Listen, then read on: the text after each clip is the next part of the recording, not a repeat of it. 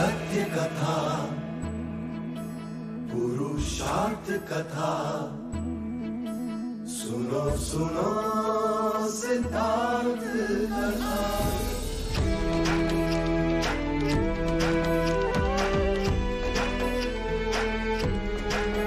संसार में दुख का कारण क्या,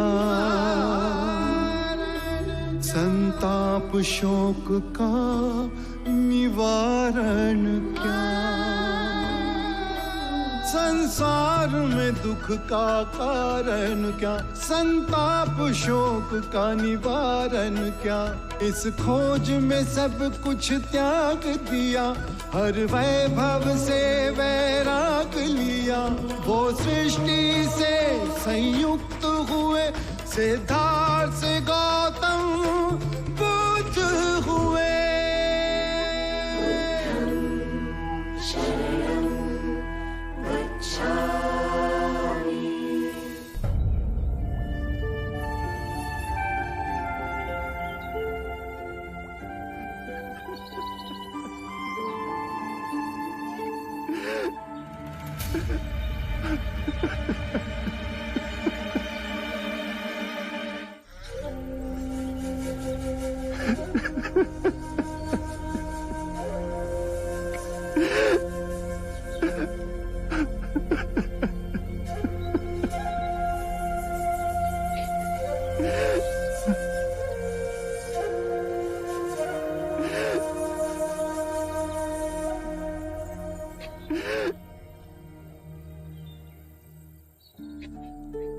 मुगलाना,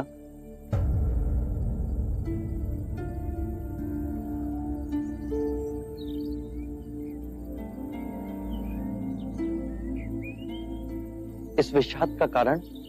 कई रात्रियों से पूर्ण ध्यान में मेरे विचार मेरी माता की ओर चले जाते। जब मैं बच्चा था तब जाने अनजाने में मैंने उसे कष्ट पहुंचा, परंतु मेरे विषाद का कारण ये नहीं है। उसके जीते जी मैं कुछ न कर सका, परंतु उसकी मृत्यु के बाद कुछ कर सकूं ताकि उसकी आत्मा को शांति आए। हर बार मैं ध्यान में देखता हूं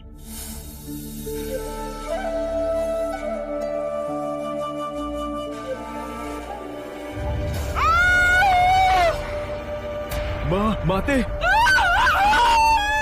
इस दृष्टांत ने मुझे बहुत व्यथित कर रखा है बुद्ध। इसका क्या अर्थ है? मुगलाना, जब तुम्हारी माताश्री जीवित थी तो क्या उन्होंने बुरे कृत्य किए? वचन से, कर्म से, विचारों ने। मेरी माता ने सिर्फ कांटे ही बोए। मैं अपनी माता के दुष्परिणामों को कैसे पलट सकता हूं? जैसी भी थी तो मां है। मैं उस मां के ऋण को कैसे चुकाऊं? अपनी करुणा से मुझे कोई राह दिखाइए। तुम्हारी माता के दुष्प्रवृत्तियों के बाद भी उनके प्रति तुम्हारा स्नेह देखकर मैं अति प्रसन्न हुआ मुगलाना। माता पिता का ऋण तो आकाश के समान है, दिन हो या रात। हर मनुष्य को उस ऋण का सदैव स्मरण होना चाहिए। माता पिता को सच्ची श्रद्धांजलि है कि अपने जीवन को आनंद और संस्कार से जियो, सत्कर्म करो और अपने पुण्यों को माता पिता को समर्पित कर दो। तुम्हारा जीवन तो ऐसा ही है मुगलाना। तुम सेवा, समर्पण, शांति का आदर्श जीवन जी रहे हो।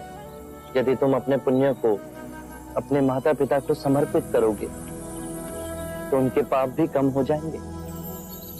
धन्य हुआ मैं।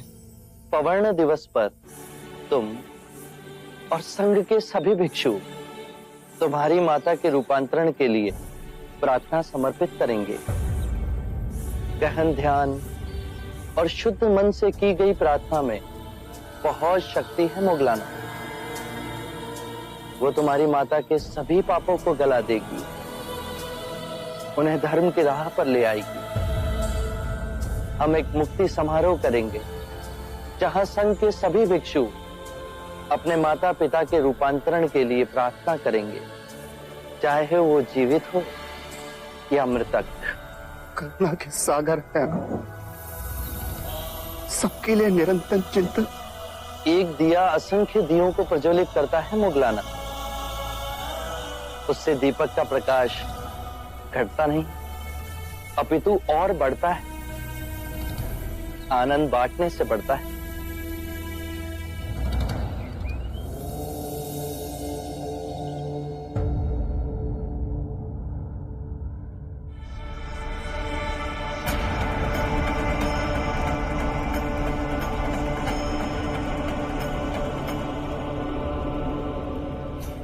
महाराज, मैं ये क्या सुन रहा हूं? आप बुद्ध के अनुयायी बन गए हैं। घोर अनर्थ। अच्छा होता यदि मैं यात्रा पर न जाता। आप ऐसा अनर्थ कैसे कर सकते हैं? आप अपने धर्म को कैसे छोड़ सकते हैं? क्षत्रियों का धर्म आपके लिए सर्वोपरि है। आपका कर्तव्य है मगध की सीमाएं बढ़ाएं, चक्रवर्ती सम्राट बने। मैं अपना कर्तव्य भली भांति जानता हूं कुलगुरु। लगता है बुद्ध ने आपको भी भ्रमित कर दिया है। सम्मोहन शक्ति है उसके पास, आपके पिता की तरह आपको भी भ्रमित कर रहा है। कृपया कर बुद्ध पर झूठे लांछन ना लगाएं। महाराज, मैं सत्य कह रहा हूं। बुद्ध ने केवल ऐसी बातें कही हैं जिससे अनेकों प्रश्न उठ रहे हैं, परंतु उत्तर नहीं मिला। जैसा कि ये संसार शाश्वत है या नश्वर, सृष्टि सीमित है या अनंत, शरीर आत्मा दो है या एक, मृत्यु के पश्चात हमारा अस्तित्व रहता है या विनाश हो जाता है। मैं इन किसी भी प्रश्नों का उत्तर नहीं दूंगा कुलगुरु। ये सब आपकी बुद्धि की उपज है। बुद्ध ने कभी भी अपने उपदेश में इन बातों को तनिक तूल नहीं दिया। यदि शाश्वत प्रश्नों का बुद्ध के पास स्थूल नहीं है, तो वो किन विषय पर उपदेश देते हैं? उनके प्रवचनों का हमें क्या लाभ? बुद्ध कहते हैं कि अपने शरीर, अपनी श्वास को साधो, उससे अपने अंतर्मन को छिन्न भिन्न करती विभिन्न भावनाओं को समझोगे, दुख और संताप पर विजय पाओगे। जीवन की छोटी छोटी अनेक लहरों के थपेड़ों में सजग और ध्यानपूर्ण जियोगे। बुद्ध जीवन से मुंह मोड़ने को नहीं कह रहे, चेतना से जीने को कह रहे हैं। कुलगुरु, जीवन इन्हीं छोटी छोटी बातों का बहुमूल्य रत्नकोश है, ना कि बड़ी सैद्धांतिक बातों का। छोटे छोटे लोग छोटी छोटी खुशियों के साथ जीते हैं, परंतु आप तो सम्राट हैं। आपका स्तर इस मगध में सबसे सर्वोपरि है। स्तर का विचार भी मनुष्य बुद्धि की उपज है। लगता है महाराज, आप विनाश की ओर जा रहे हैं। एक क्षत्रिय होकर ज्ञानियों जैसी बातें कर रहे हैं आप। क्षत्रिय और ब्राह्मण, ये अंतर भी मनुष्य बुद्धि ने पैदा किया। मुझे बुद्ध के चरणों में शांति मिली। महाराज, यदि आपको शांति चाहिए तो मैं इसके कई उपाय आपको बता सकता हूं। आपसे केवल मुझे अशांति ही मिली है कुलगुरु। आप क्या मुझे शांति देंगे? आपकी बातों में मैं अपने धर्मपरायण पिता की मृत्यु का कारण बना। आंखें मूंदता हूं तो महाराज बिंबिसार की प्रेम भरी मूरत छुप छुप कर मुझे निहारती दिखाई देती है। न रातों को नींद है, न दिन को चैन है। क्षमा करिए महाराज, एक ब्राह्मण हूं, सत्य कहने से संकोच नहीं करूंगा। इस विषाद का कारण पितृ हत्या का पछतावा नहीं, अम्रपाली के भिक्षुणी बनने का आघात पहुंचा है आपको। कुलगुरु,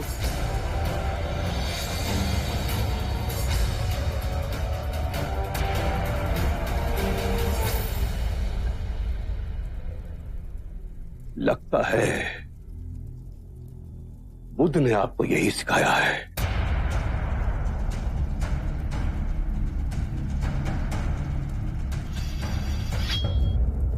मगध के लोगों को आपसे बहुत सारी आशाएं थी, परंतु आप हमारा ही दमन कर रहे हैं। चलिए ऐसा ही सही, हम इसके लिए भी तैयार हैं।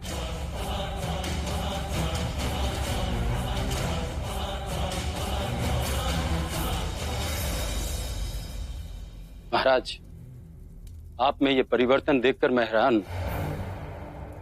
अजात शत्रु की उठी हुई तलवार बिना वार किए आज नीचे कैसे झुक गई? मुझे कुलगुरु की हत्या करने में तनित संकोच न होता, किंतु यदि ऐसा करता तो मेरे गुरु बुद्ध का अपमान होता। बड़े ऊंचे स्वर में बोल कर गए हैं कुलगुरु। कोई मुझे कितना भी उत्तेजित क्यों ना कर ले, मैं अब कभी हिंसा के मार्ग पर नहीं जाऊंगा। जो मार्ग मेरे गुरु दिखाएंगे उसी मार्ग पर चलूं।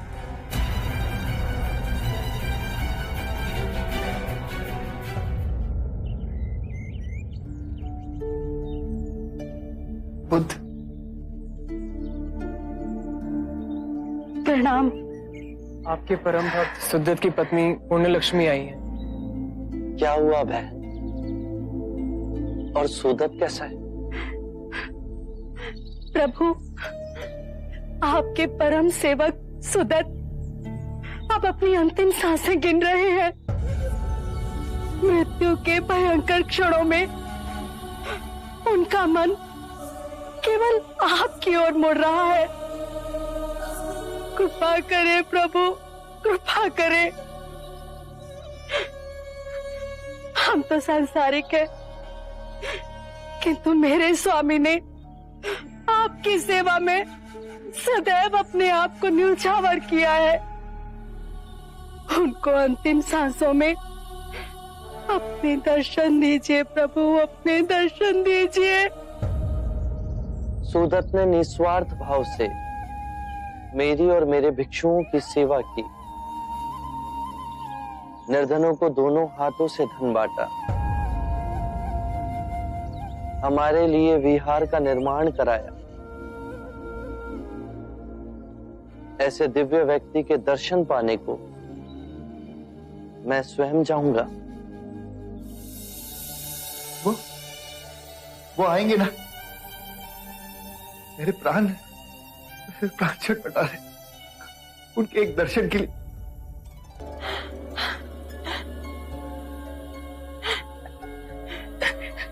देखिए तो, स्वयं बुद्ध आए हैं। बुद्ध,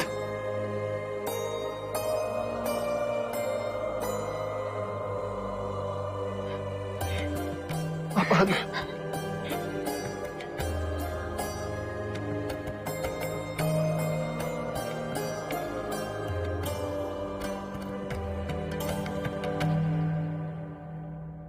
मेरी अंतिम इच्छा थी कि आपके दर्शन कर सकूं। कैसे ना आता सुदत, तुम्हारे प्रेम और सेवा ने तो मुझे तुम्हारा ऋणी बना दिया है। इतने उद्विग्न क्यों? क्या मृत्यु से भय लग रहा है? बुद्ध, भय तो लग रहा है, पर आपको देख लिया तो मन में हिम्मत बन रही। डरो मत सुदत। आज तक तुमने अपना सारा जीवन दूसरों की सेवा की। तुम्हें कोई भी कष्ट नहीं हो सकता। जैसा मैं कहता हूं, केवल उस और ध्यान धरो। मृत्यु का सामना करने का साहस स्वयं तुम में जगेगा। अपनी आंखें बंद करो और ध्यान धरो। मैं ये आंखें नहीं, मैं ये आंखें नहीं, मैं ये कान भी नहीं, मैं ये कान भी नहीं, मैं जिह्वा भी नहीं। मैं जिह्वा भी नहीं। मैं शरीर भी नहीं। मैं शरीर भी नहीं। मैं ये चित्त भी नहीं। मैं ये चित्त भी नहीं।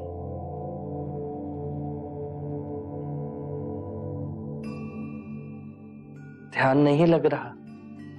ध्यान केंद्रित करो सुदत्त, अपनी आंखें बंद करो। जो मैं देखता हूं वो मैं नहीं।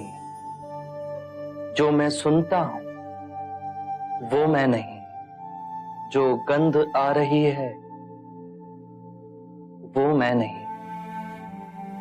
जो स्वाद, स्पर्श, विचार उठ रहे हैं उन सब में भी मैं नहीं। जो मैं देखता हूं वो मैं नहीं। जो मैं सुनता हूं वो भी मैं नहीं। जो गंध आ रही है वो भी मैं नहीं। जो स्वाद, स्पर्श और विचार उन सब में मैं नहीं। मैं ये दृष्टि नहीं, ध्वनि नहीं, सुगंध नहीं, विचार नहीं, स्वाद नहीं, मन नहीं। सुगंध नहीं, स्पर्श नहीं, मन नहीं। आगे बोलिए बुद्ध। मैं पृथ्वी तत्व नहीं। मैं आकाश भी नहीं। मैं वायु भी नहीं। मैं जल भी नहीं। चेतना तत्व में भी मैं नहीं। कोई तत्व मुझे जकड़ नहीं सकता। जन्म और मृत्यु मुझे छू नहीं सकती। जन्म और मृत्यु मुझे छू नहीं सकते। मैं मुस्कुराता हूं क्योंकि ना मैं जन्मा हूं ना ही मैं मर सकता हूं। ना जन्म ने मुझे जीवन दिया और ना ही मृत्यु मेरा जीवन मुझसे छीन सकती। जन्म और मृत्यु पर मेरा अस्तित्व ना निर्भर था ना निर्भर है। क्या हुआ सुदित? ध्यान नहीं लग रहा?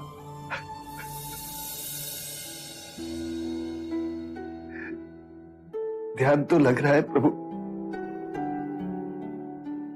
आपके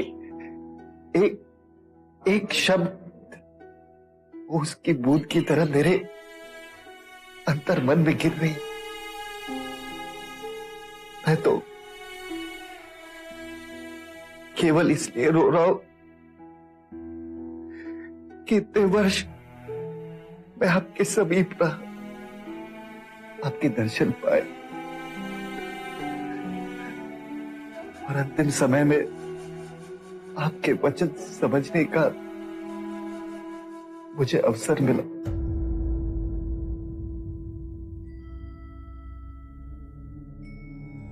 धन्य है बुद्ध, धन्य है आप। आपने मृत्यु के भय से, जिसने मेरे प्राणों को जकड़ लिया था, उसे मिटा दी। अब इस संसार से विदा होते हुए आखिरी क्षण तक मैं केवल आपको देखना चाहता हूं।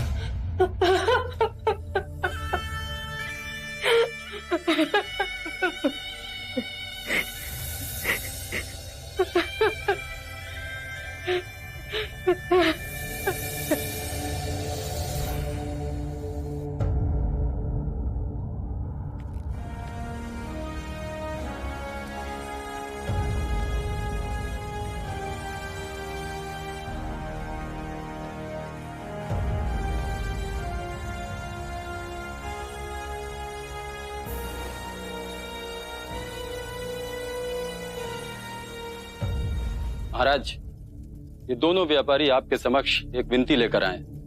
ये लोग विज्जी व्यापार के लिए जा रहे हैं। रास्ते में वन पड़ता है। वन से निकलने के लिए इन लोगों को सुरक्षा चाहिए। विजी में कोई नया उपद्रव शुरू हुआ है क्या? हाँ महाराज, पिछले कुछ माह से छोटी छोटी टुकड़ियों में लुटेरे आते, चाकू कटार से वार करके यात्रियों का माल लूट लेते और जंगल में ओझल हो जाते। उसके कुछ ही दिनों बाद वही लूटा हुआ माल विजी की मंडियों में ले जाकर बेच दिया जाता है। सेनापति, एक कार्य करो, हमारे कुछ गुप्तचरों को साधारण नागरिक की वेशभूषा में विजी में भेजो। उनसे कहो कि वो वहां इस टोली के गठन की सभी सूचना एकत्रित करें। हम सही समय पर उन्हें पकड़ दंडित करेंगे। जो आज्ञा महाराज। इस कार्रवाई में थोड़ा समय लगेगा, पर आप निसंकोच विजी जाएं। आपके साथ हमारी सेना की सुरक्षा रहेगी। हमारी सेना को आपके साथ देख वो आप पर आक्रमण नहीं करेंगे। सेनापति, हमारे 2 सेना नायक सेना बल की 2 टुकड़ियां लेकर इन व्यापारियों के साथ जाएंगे।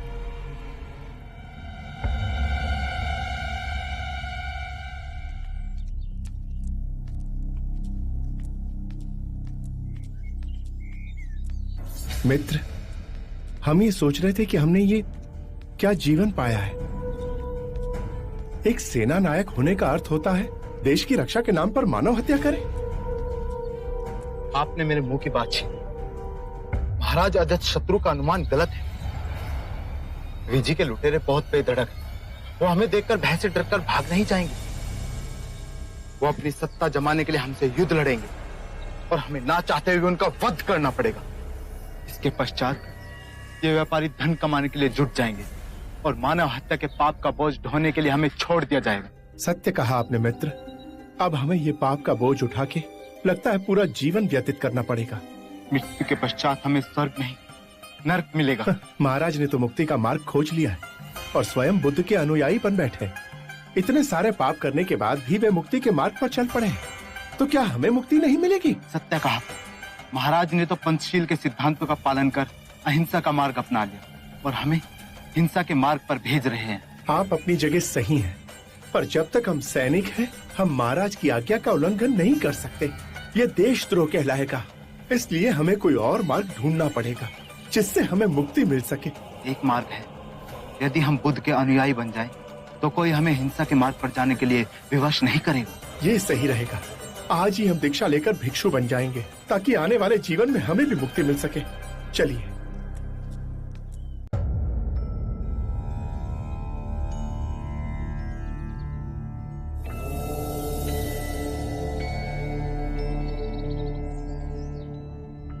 क्या हुआ सरिपुत्र? क्या मैं चिंता का कारण जान सकता हूं? बुद्ध, मेरी माँ बहुत दिनों से अस्वस्थ है। मेरे गांव नाला में उसकी देखभाल करने वाला कोई नहीं। यदि आप आज्ञा दें तो। इसमें आज्ञा कैसी सरिपुत्र? माँ की सेवा से उत्तम कोई और कार्य नहीं। सेवा भी एक विशेष अवसर है सरिपुत्र। यदि सच्चे हृदय से सेवा की जाए तो उसमें भी ध्यान साधा जा सकता है। कोई वचन जिससे मेरी माँ को शांति मिले? मन और शरीर के स्वास्थ्य का रहस्य है कि जो बीत गया उसका ना शोक मन में और ना ही आने वाले कल की चिंता।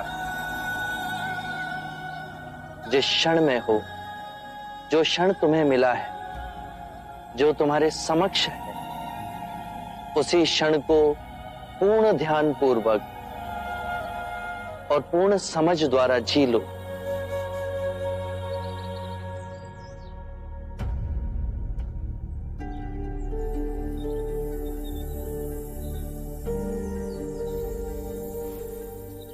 सहसा प्रतीत हुआ कि आपसे बहुत दूर जा रहा हूं।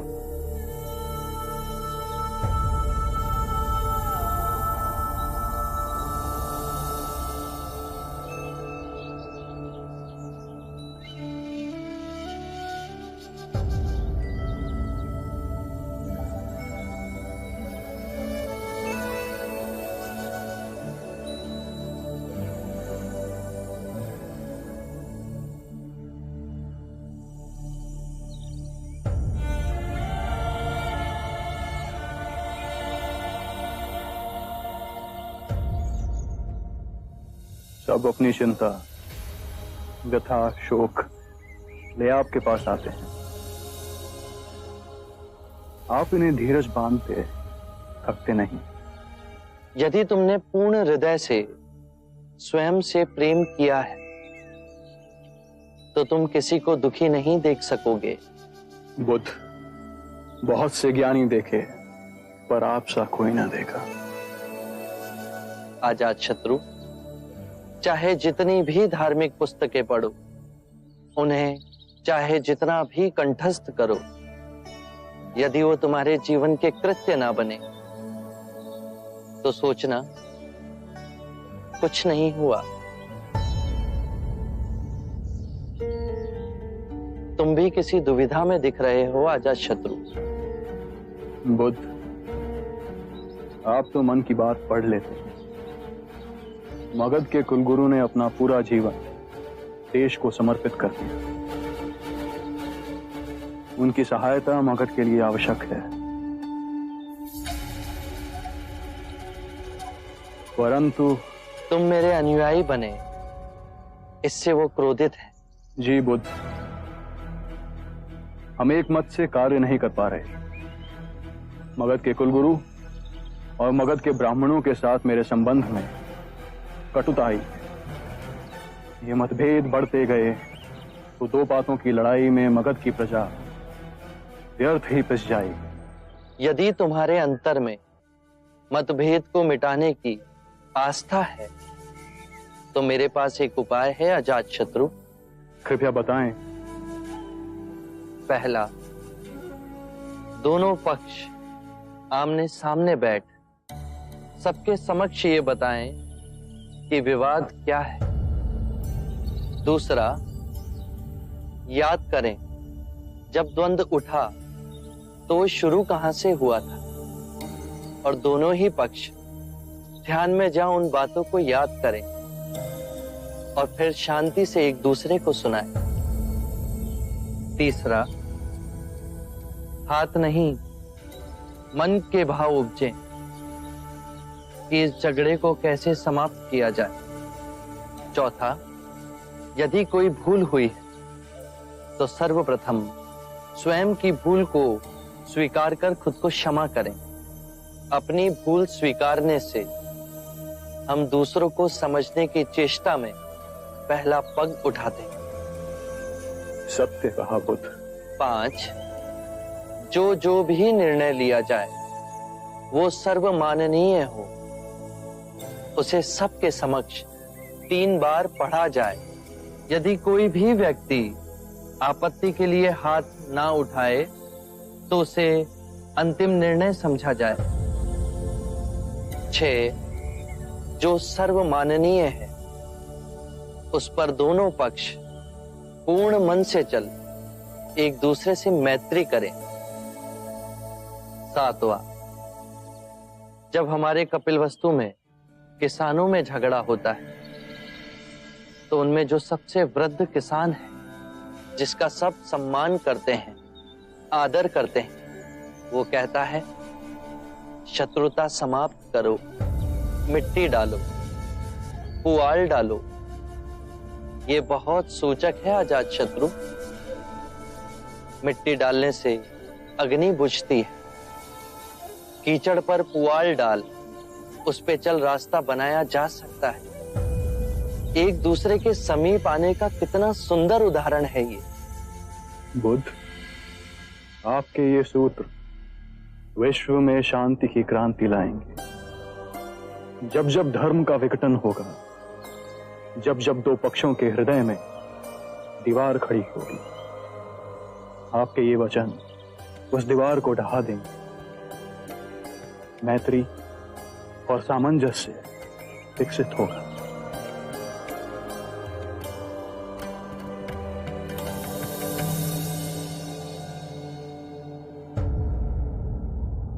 कुलगुरु, हमारे बीच के मतभेद के कारण मगध का कार्य बाधित हो। यदि हम प्रेम पूर्वक अपने मतभेद को दूर कर लें तो सबका भला हो। महाराज, मैं हृदय से आपकी भावनाओं का सम्मान करता हूं। इन मतभेदों को दूर करने के लिए हम 7 नियमों का पालन करेंगे। 7 पग हैं जिन्हें हम मिलके उठाएं तो सभी समस्या का समाधान हो सकता है। पहला पग है, परंतु महाराज, ये 7 नियम किसने बनाए हैं? स्वयं बुद्ध ने। क्या बुद्ध ने? किंतु महाराज, हम बुद्ध के बनाए नियमों को क्यों माने? क्या वो कोई न्यायाधीश है? ये तो हद हो गई, हद हो गई ये तो। महाराज, यदि हम बुद्ध के बनाए हुए नियमों का पालन करेंगे तो हम में और बुद्ध के अनुयायियों में क्या अंतर रहेगा? यही अंतर तो दूर करना। महाराज, बुद्ध ने जो परम सत्य का मार्ग पाया, उसकी मूल जड़ में हम ब्राह्मणों का खंडन है। वो हमारी भावनाओं का अनादर करता है, वो हमारी संस्कृति का आदर नहीं करता है। फिर वो तटस्थ नियम कैसे बना सकता है? बहुत बड़ी भूल कर रहे हैं आप। बुद्ध ने कभी भी ब्राह्मणों के लिए कोई अपशब्द नहीं कहे। अंधों की पट्टी पहना जिस जनमानस को वर्षों से ठगा गया, केवल उसकी आंखों से अज्ञान की पट्टी उतारी। मनुष्य द्वारा निर्मित अंतर और भेदभाव, जिसकी आड़ में मानव ने मानव का शोषण किया, उसे मिटाया है। यही परम सत्य है। आप सब धन और ऐश्वर्य में जी रहे हैं। इससे पहले कि आप बुद्ध की गरिमा पर उंगली उठाएं, मैं आपको यह बता दूं कि मैंने स्वयं अपना राजमुकुट बुद्ध के चरणों में रखा था, किंतु बुद्ध ने वो भी लौटा दिया।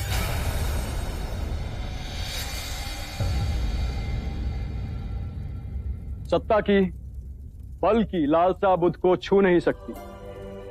वैसे ही जैसे दुर्गंध भरी वायु बुद्ध के समीप नहीं आ सकती। वो राजाओं के राजा हैं, जो सब त्याग निर्धन बने। उनमें अधिक आत्मिक शक्ति है कि हम सब में।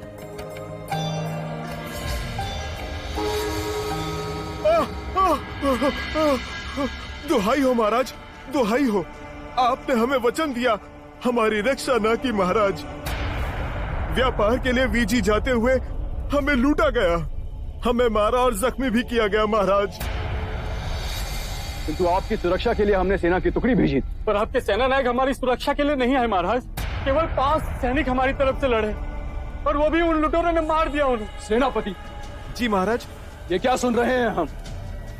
हमारे आदेश का उल्लंघन हुआ है। क्षमा महाराज, हमें भी इस सदन से पहले ही ये समाचार मिला कि हमारे दोनों सेना नायक दीक्षा लेकर भिक्षु बन गए। जब मैंने उनसे कारण पूछा तो उन्होंने कहा कि हम भी अपने महाराज अजातशत्रु की तरह पंचशीलता का पालन कर अहिंसा के मार्ग पर चलना चाहते हैं। महाराज, यदि हमारे सैनिक साधु बनते रहे तो घोर कष्ट आ जाएगा। मेरा बुद्ध से व्यक्तिगत कोई विरोध नहीं है, बस यही कारण है। बुद्ध तो क्षत्रिय होकर ब्राह्मण बन गया। यदि क्षत्रिय ब्राह्मणों का आचरण करेगा तो सारी व्यवस्था तहस नहस हो जाएगी। सेना के सैनिकों को कैसे दीक्षा दे सकता है वो? भविष्य की तरफ देखिए। यदि ये मगध के सारे सैनिक भिक्षु बन जाएंगे तो मगध की रक्षा कौन करेगा?